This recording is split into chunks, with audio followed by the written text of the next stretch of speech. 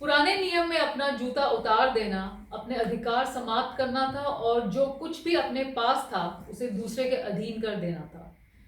इसी प्रकार हमें भी मूसा की तरह अपना सब कुछ प्रभु यीशु को मुक्तिदाता मानते समय करना है। इस प्रकार उनकी आज्ञा के अनुसार अपने आप को उन्हें समर्पित करते हैं ताकि वो हमें अपनी इच्छा के अनुसार ढाल सके। आगे बढ़ने से पहले सुनते हैं परमेश्वर का वचन। परमेश्वर का वचन हमने यहोशू की पुस्तक उसके 5वें अध्याय की 13वीं आयत से लेकर 6ठे अध्याय की 5वीं आयत तक लिया है। यहाँ इस प्रकार लिखा है, जब यहोशू यरीहो के पास था तब उसने अपनी आंखें उठाई और क्या देखा कि हाथ में नंगी तलवार लिए हुए एक पुरुष सामने खड़ा है। और यहोशू ने उसके पास जाकर पूछा, क्या तू हमारी ओर का है या हमारे बैरियों की ओर का? तब उसने उत्तर दिया, नहीं, वरन मैं यहोवा की सेना का प्रधान होकर अभी आया हूँ। तब यहोशू ने पृथ्वी पर मुंह के बल गिरकर दंडवत किया और उससे कहा, अपने दास के लिए मेरे प्रभु की क्या आज्ञा है? यहोवा की सेना के प्रधान ने यहोशू से कहा, अपनी जूती पांव से उतार डाल, क्योंकि जिस स्थान पर तू खड़ा है वह पवित्र है। तब यहोशू ने वैसा ही किया। यरीहो के सब फाटक इजरायलियों के डर के मारे लगातार बंद रहे और कोई बाहर भीतर जाने आने नहीं पाता था। फिर यहोवा ने यहोशू से कहा, सुन, मैं यरीहो को उसके राजा और शूरवीरों समेत तेरे वश में कर देता हूँ। इसलिए तुम में जितने योद्धा हैं नगर को घेर लें और उस नगर के चारों ओर एक बार घूम आए, और 6 दिन तक ऐसा ही किया करना। और 7 याजक संदूक के आगे आगे मेढ़ों के सींगों के साथ नरसिंगे लिए हुए चलें। फिर 7वें दिन तुम नगर के चारों ओर 7 बार घूमना, और याजक भी नरसिंगे फूंकते चलें। और जब वे मेढ़ों के सींगों के नरसिंगे देर तक फूंकते रहें, तब सब लोग नरसिंगे का शब्द सुनते ही बड़ी ध्वनि से जय जयकार करें। तब नगर की शहर पनाह नेव से गिर जाएगी और सब लोग अपने अपने सामने चढ़ जाएं। परमेश्वर के वचन को पढ़े और सुने जाने से आशीष हो। आमीन। वचन के अनुसार जूता या सैंडल पैर में पहन लेने के साथ साथ और किन बातों का प्रतीक है? बाइबल में जो रिचुअल, जो जूता उतारने की सर्विस काम था, सिंबॉलिक था। उसका अलग अलग परिस्थिति में अलग अलग उसका मतलब था। निर्गमन 12 की 11वीं में इजरायली लोगों को पासओवर लैम खाते वक्त ये आज्ञा दी गई कि अपनी कमर पर बेल्ट बांध कर रखना, पैरों में जूते पहन कर रखना, हाथ में अपना डंडा पकड़कर, तब तुम पासओवर लैम को खाना। ये इस बात का प्रतीक था, विश्वास का प्रतीक था कि जो छुटकारा परमेश्वर ने वायदा किया है वो आने वाला है। उसके लिए तैयार रहें ताकि इमीडिएटली वो निकल सके। इब्रानियों की पुस्तक उसका 11वां अध्याय उसकी 28वीं आयत में अगर हम देखें तो यहाँ लिखा है, विश्वास ही से उसने फसह और लहू छिड़कने की विधि मानी कि पहलौठों का नाश करने वाला इजरायलियों पर हाथ ना डाले। विश्वास में उन्होंने ये किया। जूतों के बिना होना किसी की दास्ता का प्रतीक है। यशायाह नबी की पुस्तक उसका 20वां अध्याय उसकी 2 से 4 आयत तक परमेश्वर ने यशायाह नबी को यह आज्ञा दी, अपनी कमर का टाट खोल और अपनी जूतियां उतार। अतः उसने वैसा ही किया और वह नंगा और नंगे पांव घूमता फिरता था। तब यहोवा ने कहा, जिस प्रकार मेरा दास यशायाह 3 वर्ष से उघाड़ा और नंगे पांव चलता आया है कि मिस्र और क्रूस के लिए चिन्ह और लक्षण हो, इन्हें असीरिया के लोगों के द्वारा दास्ता में ले जाना था, मिस्र और इथियोपियंस को। जूतों के बिना होना मॉर्निंग का या शोक मनाने का भी प्रतीक है। दूसरा शमूएल 15वां अध्याय 30वीं आयत में राजा दाऊद अपने बेटे एब्सलोम के रिबेलियन के समय निकलता है यरूशलेम से, और माउंट ऑफ ऑलिव्स के पास जाते हुए उसका सिर ढका हुआ और वो नंगे पैर था, क्योंकि वो शोक में था। उसके खिलाफ उसका बेटा खड़ा हो गया था। जूतों को उतार देना यह भी जरूरी हो जाता है कि हम पवित्र स्थान में हैं। निर्गमन 3 अध्याय 5वीं 6ठी आयत में परमेश्वर ने जलती हुई झाड़ी से मूसा को आज्ञा दी कि अपने जूते उतार दे। मूसा ने अपना मुंह ढक लिया क्योंकि वो डर गया था, परमेश्वर को देखना नहीं चाहता था। एक इंसान के जो कपड़े हैं उसके अपने जीवन का, उसके अपने चरित्र का को दर्शाते हैं। उसके पूरे बीइंग, उसका सब कुछ उसका कपड़ों के द्वारा ज़ाहिर होता है। पहला इंप्रेशन उसी से पड़ता है। और इनको उतारना है, जूतों को उतारना है, अपनी जीवन की हर वस्तु को अधिकार में दे देना, उसका तिरस्कार कर देना। इजरायली जब बिजनेस ट्रांजैक्शन करते थे, कोई भी बिजनेस की बात होती थी तो सिटी गेट पर होती थी और सब पब्लिकली, सबके सामने होता था। ये दूसरे सब लोग होते थे और कम से कम 10 लोग तो जरूर होते थे जो कि उस डील का गवाही देते थे। रूत की पुस्तक 4 अध्याय उसकी 7वीं आयत में अगर हम देखें तो जो ट्रांजैक्शन थी उसके भी सब गवाह थे। जो बेचने वाला था वो अपना जूता उतार देता था और वो उस जमीन में फेंक देता था ताकि मेरा इस पर अभी कोई अधिकार नहीं है, जिसने इसे खरीदा है उसका अधिकार हो गया है। इसका मतलब था कि वो अपना हाथ या पैर उस जगह से उठा लेता था और नए ओनर को उसमें चलने का अधिकार दे देता था। और ये एक लीगल अटेस्टेशन हो जाती थी जिसे इब्रानी भाषा में हलिट्जा कहा जाता है। हलिट्जा एक सिंबल बन गया। रिडीमर जो राइट था, जो पहला रिश्तेदार था, वो गोयल कहलाता था और वो जो कोई कर्जे में आ गया उसकी जमीन को छुड़ा सकता था। व्यवस्था विवरण 25वां अध्याय 5 से 10वीं आयत में अगर हम देखें, मूसा के कानून के अनुसार एक परिवार जिसमें 2 भाई इकट्ठे रहते थे, अगर उनमें से एक की मृत्यु हो जाती थी तो जो विधवा थी उसको उसकी शादी परिवार से बाहर नहीं की जाती थी, लेकिन उसके पति का जो भाई था वो उसे अपनी पत्नी बना लेता था और जो उसका पहला बेटा पैदा होता था वो मृतक भाई के नाम को आगे बढ़ाता था। लेकिन अगर वो कोई भाई उसके लिए ना माने तो जो विधवा थी वो उसे गेट पर ले जाती थी, जो सिटी गेट वहां लेके जाती थी और जो एल्डर्स थे उनके सामने पुकार लगती थी। एल्डर्स उससे बात करते थे और फिर हम 9वीं आयत में देखते हैं,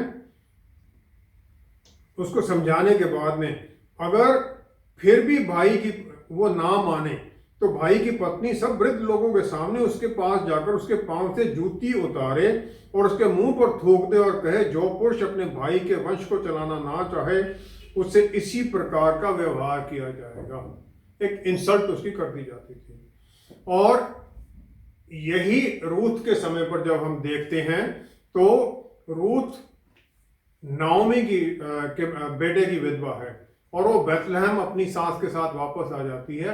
बोआज उससे शादी करना चाहता है, लेकिन बोआज से पहले, बोआज दूसरे नंबर पर है, किंजमैन रिडीमर एक और है। तो वो किंजमैन रिडीमर को सिटी गेट पर बुलाता है। वहां पर डिस्कशन होती है कि जो जमीन है, जो नाओमी की इनहेरिटेंस जमीन मिली हुई है, उसे वो खरीद ले और रूथ के साथ शादी करना उसको जरूरी पड़ जाना था। उसके बाद रूथ का 4 अध्याय उसकी 6ठी आयत में जो छुड़ाने वाला कुटुंबी था उसने कहा, मैं इसको छुड़ा नहीं सकता, ऐसा ना हो कि मेरा निज बाग बिगड़ जाए, इसलिए मेरा छुड़ाने का अधिकार तू ले ले, क्योंकि मैं उसे छुड़ा नहीं सकता। उसने अपना अधिकार बोआज को दे दिया। बोआज उनकी जमीन को भी छुड़ा सकता था और रूथ से शादी भी कर सकता था। फिर जो छुड़ाने वाला था उसने 8वीं आयत में कहा, तू उसे मोल ले ले, अपनी जूती उतार दी। जूता उतारना अपने अधिकारों को छोड़ देना है और बोआज फ्री हो गया। जो ये हलिट्जा की सेरेमनी थी, इसके द्वारा जो विधवा थी वो किसी से भी शादी कर सकती थी, सिर्फ चीफ प्रीस्ट कोहेन या जो प्रीस्ट उससे शादी नहीं कर सकती थी विधवा। और इस प्रकार प्रॉपर्टी पर और रूथ से शादी करने का अधिकार बोआज को मिल जाता है। भजन संहिता 60 की हम 8वीं आयत में देखें, यहोवा ये कहती है, मोआब मेरे धोने का पात्र है, मैं एडोम पर अपना जूता फेंकूंगा। दोनों मोआब और एडोम दोनों जो देश थे प्राइड से भरे हुए थे। एक दास आता है पैर धोने के लिए और फिर जो जूता फेंका जाता है उसे उठाता है। वो परमेश्वर कहते हैं ये इस प्रकार करेंगे क्योंकि वो उनको कंटेम्प्ट से देखते हैं। अब जूता पहनने का मतलब क्या है? इसका मतलब है रेस्टोरेशन, पूरे अधिकार वापस मिल जाना। लूका 15 की 22वीं आयत में जो उड़ाऊ पुत्र है, जब वो वापस आता है तो वो अपने आप को दास बनाकर आता है कि मैं दास बनकर भी वहां पर अपने पिता के घर में रहूंगा। तो 22वीं आयत में उसका पिता उसकी बात को सुनता ही नहीं है। वो अपने दासों से कहता है, झट अच्छे से अच्छा वस्त्र निकाल कर इसे पहनाओ और इसके हाथ में अंगूठी और पांव में जूतियां पहनाओ। जूते पहनाओ, अंगूठी पहना दो। अंगूठी जो थी सिग्नेट रिंग, वो सिग्नेचर के तौर पर इस्तेमाल की जाती थी, उसका ठप्पा लग जाता था। पुत्र को अंगूठी दे दी गई कि तू मेरे नाम में अब सब काम कर सकता है। उसे जूते पहना दिए गए, परिवार में वापस आने का उसे अधिकार दे दिया गया। प्रभु यीशु जो हमारे मुक्तिदाता हैं, उन्होंने हमारे सब पापों को अपने ऊपर ले लिया और हमें उसकी माफी मिल जाती है और फिर हम उनके स्वर्गीय परिवार का हिस्सा बन जाते हैं। अदन बाग में आदम और ईव को उनके पाप के कारण, अवज्ञा के कारण उन्हें निकाल दिया गया था। प्रभु यीशु वापस हमें उसी अधिकार में ले जाते हैं। परमेश्वर की हजूरी में पहुंचने का हमें अधिकार मिल जाता है। नए वस्त्र पहना दिए जाते हैं। प्रभु यीशु को हम पहन लेते हैं। नया जीवन शुरू हो जाता है और फिर उनकी पवित्र हजूरी हमारे भीतर आ जाती है। पवित्र आत्मा परमेश्वर हमारे भीतर आ जाते हैं। पवित्र आत्मा परमेश्वर हमारे भीतर परमेश्वर के बल में चलने में हमें सहायता देते हैं, परमेश्वर की इच्छा के अनुसार चलने में हमें सहायता देते हैं और हर तरह की अंधेरे की ताकतों पर जय पाए हुए चलने में हमें अधिकार देते हैं। प्रभु यीशु को पहनना, जूता पहन लेना, वापस अधिकार प्राप्त कर लेना है। जूता पहनना, प्रभु यीशु की अधीनगी में आ जाना, सारे अधिकार वापस प्राप्त करना है और यही हमें मिलता है जब हम प्रभु यीशु के साथ जुड़ जाते हैं, उन्हें मुक्तिदाता मान लेते हैं। यहोशू का जूता उतारना और उड़ाऊ पुत्र को जूता पहनाए जाने का आपस में क्या संबंध है? यहोशू 5वां अध्याय 13 से 15वीं आयत में यहाँ हम देखते हैं कि खतना करने के बाद में इजरायलियों का यहोशू निकलता है यरीहो की तरफ ताकि उसे कब्जा करने की प्लान बना सके। वो सामने देखता है कि एक नंगी तलवार हाथ में पकड़े हुए एक पुरुष सामने खड़ा है और यहोशू ने उसके पास जाकर पूछा, क्या तो हमारी ओर का है या हमारे बैरियों की ओर का? उसने उत्तर दिया, नहीं कहना कि मैं ना उनकी तरफ हूं ना तुम्हारी तरफ हूं। फिर वो आगे कहते हैं कि मैं यहोवा की सेना का प्रधान होकर अभी आया हूं। तब यहोशू ने मुंह के बल गिरकर दंडवत किया। जो यहोवा की सेना के कमांडर हैं वो प्रभु यीशु हैं, उनके पुत्र, और फिर वो परमेश्वर होते हुए यहोशू की जो आराधना है, वर्शिप, उसे स्वीकार करते हैं और वो उसे आज्ञा देते हैं अपने पांव की जूती निकाल दे, क्योंकि जहां तू खड़ा है वो जगह पवित्र है। जहां परमेश्वर खड़े हो जाते हैं वो जगह पवित्र हो जाती है। प्रभु यीशु का उत्तर ये है कि मैं तेरी सेना में जुड़ने के लिए नहीं आया, ना दुश्मन के साथ जुड़ने के लिए आया हूं। मैं आया हूं कमांडर यहोवा की सेना का, तू मेरे अधीन हो। अपने अधिकार जो तू ये इजरायलियों की सेना का कमांडर बना हुआ है वो मेरी अधीनगी में लेके आ। और जब यहोशू ऐसा करता है तब उसे फिर वो यरीहो की जीतने की प्लान बता देते हैं कि पहले 6 दिन तुमने एक बार चक्कर लगाना है, 7वें दिन 7 चक्कर लगाने हैं, दीवारें उस शहर के अंदर को गिर जाएंगी और फिर इजरायली उस पर कब्जा कर सकते हैं। निर्गमन 3 अध्याय 5वीं 6वीं आयत में भी सब कुछ जानने वाले परमेश्वर ने मूसा को यही कह दिया कि जलती झाड़ी में से उसे ये आज्ञा मिली कि जूता उतार दे, और जब वो ये कर देता है तब उसे अधिकार मिलता है कि इजरायली लोगों को मिस्र की दास्ता से लेकर आ सके, और इसके द्वारा फिर वो अपनी जो भी ऑब्जेक्शंस थी उस सब का उत्तर भी पाता है और फिर उसे वापस भेजते हैं परमेश्वर। जो उजाड़ू पुत्र था उसने अपने सारे अधिकार पहले ही खत्म कर दिए थे पुत्र होने के, क्योंकि जब वो अपने पिता की संपत्ति में से अधिकार मांग लेता है जो उसका हिस्सा मिलना था पिता की मृत्यु के बाद ही मिलता है, पहले नहीं मिलता है। जो भी उसके पास था उसने जाकर अपने शारीरिक लालसाओं में खर्च कर दिया, उड़ा दिया। लूका की पुस्तक 15वां अध्याय 17 से 22 में आया था। जब वो अपने आपे में आया, सब कुछ उसने उड़ा दिया और वो सुअरों के बाड़े में उनकी देखभाल में लगा हुआ था। जब वो अपने में आता है तब उसे ये समझ आता है कि मेरे पिता के घर में जो नौकर हैं, मैं तो उनसे भी कहीं नीचे पहुंचा हुआ हूं। और फिर उस परिस्थिति में फिर वो वापस चलना चाहता है, क्योंकि वो देखता है जो हायर्ड सर्वेंट है पिता के, उनके पास कितना कुछ है। और प्रभु यीशु इससे पहले 2 पैराबल और बताते हैं। पहला है, दोनों फरीसियों को बताते हैं कि अनुग्रह के द्वारा आशीषें पाई जाती हैं, प्राइड, अहंकार के द्वारा नहीं। और जो फरीसी हैं वो सत्य, अपनी जो उनकी धार्मिकता है उसके द्वारा स्वर्ग में प्रवेश करने के लिए लगे हुए हैं। प्रभु यीशु कहते हैं एक भेड़ गुम हो जाती है और एक औरत अपना जो उसका सिक्का है वो खो देती है। उस सिक्के की अहमियत क्या है? एक औरत को आम तौर पर उसके दहेज में 10 सिक्के दिए जाते थे, बड़े वैल्यू वो थे। एक गुम हो जाना, एक 10वां हिस्सा गुम होना था, इसलिए उसे वो ढूंढती है। और फिर प्रभु यीशु वहां कहते हैं, लूका की इंजील 15वां अध्याय 7वीं आयत में, मैं तुमसे कहता हूं कि इसी रीति से एक मन फिराने वाले पापी के विषय में भी स्वर्ग में इतना ही आनंद होगा जितना कि 99 ऐसे धर्मियों के विषय नहीं होता जिन्हें मन फिराने की आवश्यकता नहीं है। जो धर्मी है उसे क्या मन फिराना, और जो फरीसी हैं वो यही माने, अपने आप को धर्मी मानते हैं।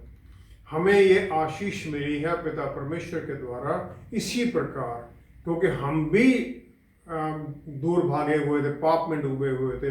हमारे छुटकारा देने वाले रिडीमर हमें अपने परिवार में वापस ले आते हैं।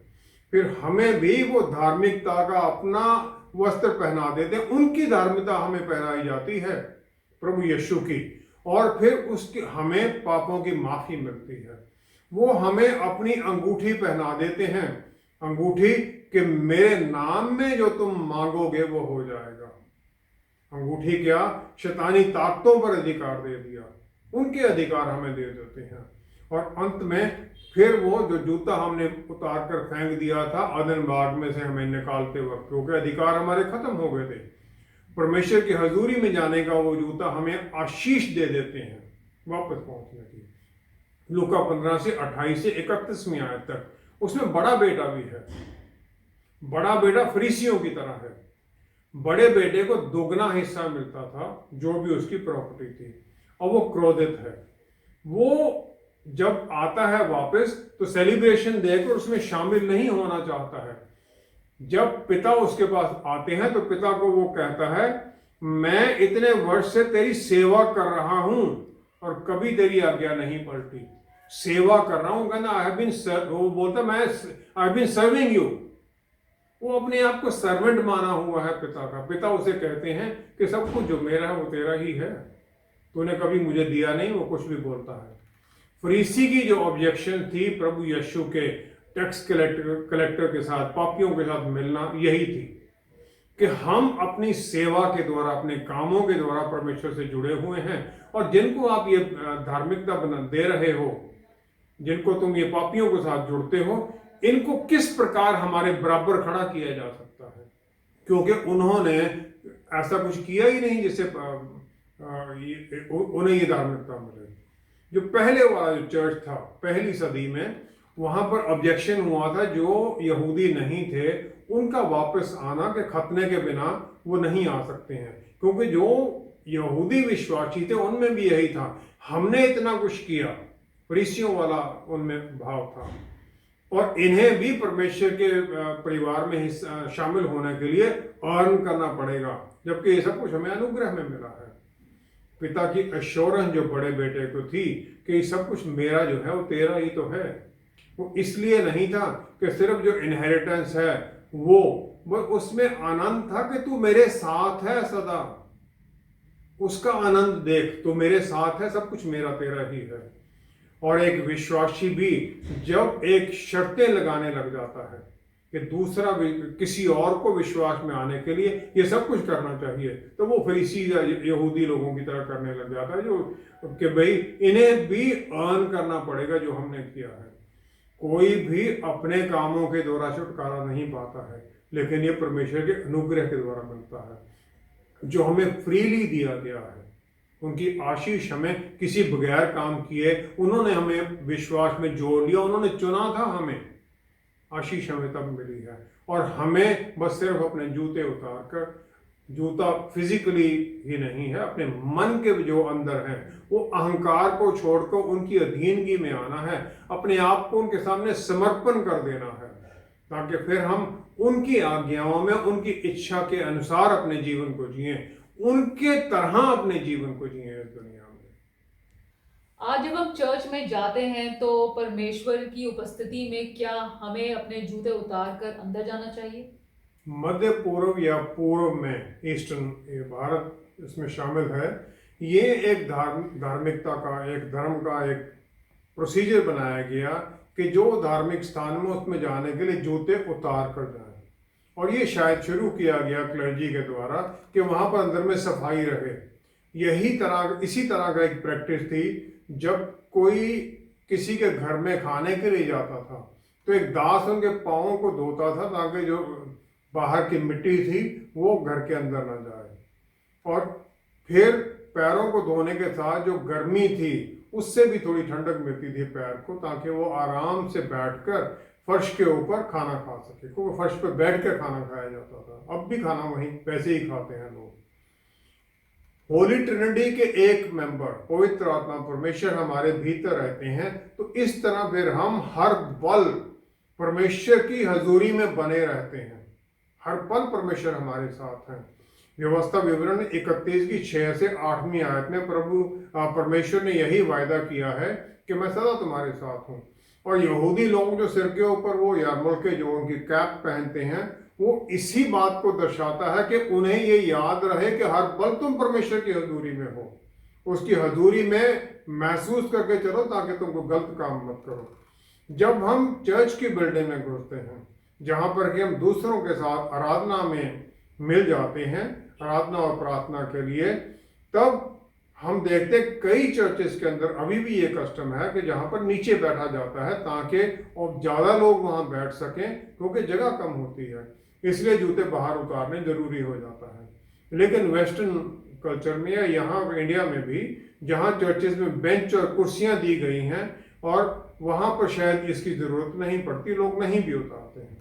यूहन्ना 4:23 में प्रभु यीशु ने सामरी औरत को जो कुएं पर उनसे मिलती है उसे वो कहते हैं, यहाँ लिखा है, ये समय आता है वरन अब भी है जिसमें सच्चे भक्त पिता की आराधना आत्मा और सच्चाई से करेंगे, क्योंकि पिता अपने लिए ऐसे ही आराधकों को ढूंढता है। सच्चाई और आत्मा में आराधना। व्यवस्था विवरण 6 अध्याय 4 आयत में जो शिमा कमांड है, शिमा कमांड जो यहूदी लोग 3 बार प्रार्थना करते हैं हर रोज, इसमें है 4 आयत में, हे इज़राइल सुन, यहोवा हमारा परमेश्वर है, यहोवा एक ही है। तू अपने परमेश्वर यहोवा से अपने सारे मन और सारे जीव और सारी शक्ति के साथ प्रेम रखना।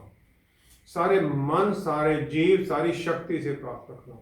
और प्रभु यीशु ने इसमें मन को भी, माइंड को भी जोड़ दिया। इसका मतलब विचारों में, भावनाओं में, इमोशंस में एक्सप्रेशन उसका जो है वो सब कुछ परमेश्वर के प्यार को जाहिर करना चाहिए। और फिर ये टोटलिटी, पूरा मेरा सारा सब कुछ उसमें इन्वॉल्व हो जाता है। अब जो स्पिरिट है ये कौन सी, पवित्र आत्मा परमेश्वर है या हमारी आत्मा है? यूहन्ना 3:6 आयत में हम देखते हैं, 3:6 आयत, यहाँ लिखा है, जो शरीर से जन्मा है वह शरीर है और जो आत्मा से जन्मा है वो आत्मा है। प्रभु यीशु ने ये सिखाया, जो आत्मा से जन्मा है वो आत्मा है। जॉन पाइपर जो अमेरिकन प्रीचर है, बहुत मशहूर प्रीचर हैं, वो कहते हैं सच्ची आराधना और उन आत्माओं के द्वारा होती है जो पवित्र आत्मा परमेश्वर द्वारा छू दी गई हो, जिनमें पवित्र आत्मा परमेश्वर उन्हें हर दिन वो बल देते हैं, रास्ते पर चलने में सहायता करते हैं। पवित्र आत्मा परमेश्वर जो परमेश्वर की आत्मा है। सच्चाई का मतलब क्या है? सच्चाई का मतलब है जहां पर आराधना हो, ये जानते हुए कि हम किसकी आराधना कर रहे हैं, कोई अनजाने की आराधना नहीं है, वहां सच्चाई है। और दोनों ही जरूरी हैं आराधना में, ताकि परमेश्वर की पूरी तरह से महिमा हो और फिर मन के अंदर से ये आराधना निकले, जिसके लिए कोई पोस्चर की जरूरत नहीं है, किस प्रकार बैठना है, खड़े होना है, जिस प्रकार मर्जी करते हैं, कोई रिचुअलिस्ट को पैटर्न नहीं है, कोई जरूरत नहीं रहता है, मन से आराधना है। जब हम होली कम्युनियन के लिए, प्रीति भोज के लिए जाते हैं चर्च में, वहां कुछ अलग हो जाता है। जो रोमन कैथोलिक लोग हैं वो विश्वास करते हैं जो रोटी और वाइन है वो हालांकि दिखने में तो वही दिखती हैं, लेकिन सच में वो प्रभु यीशु का शरीर और लहू बन जाते हैं।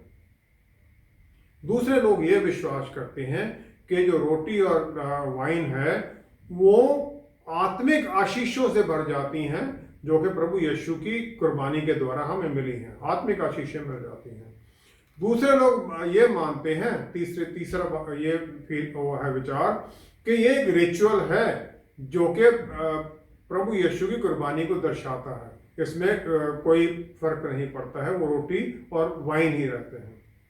किसी भी तरह से अगर हम देखें, हम ये माने कि हम प्रभु यीशु के मेज की तरफ बढ़ रहे हैं, और फिर वहां पर जरूरी हो जाता है कि हम अपने आप को पूरी तरह से समर्पण कर दें उनको, और महसूस करें कि हाँ परमेश्वर यहाँ पर हैं, और परमेश्वर की हजूरी जहाँ है वो पवित्र स्थान है, और मैं वहां जूते पहनकर नहीं जा सकता।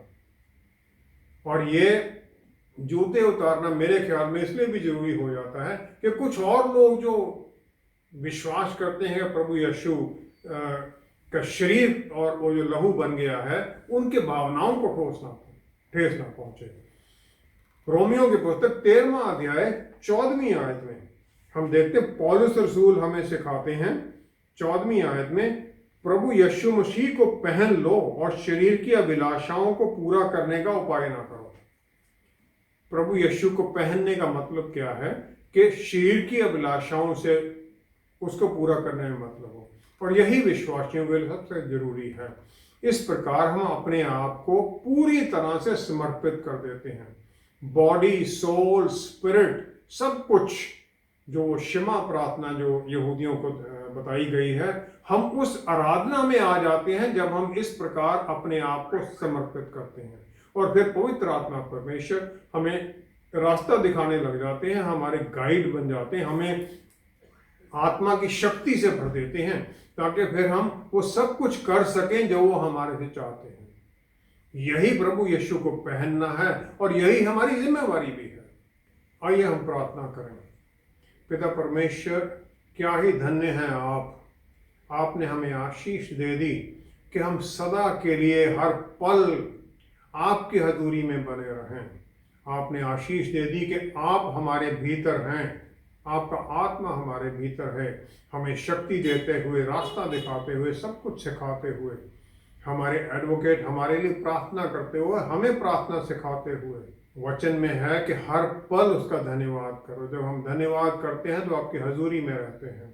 हर काम में फिर आगे बढ़ते हुए हम आपकी हजूरी में ही बने रहें, ताकि हम ये एहसास बना रहे हमारे मन में कि आप साथ हैं।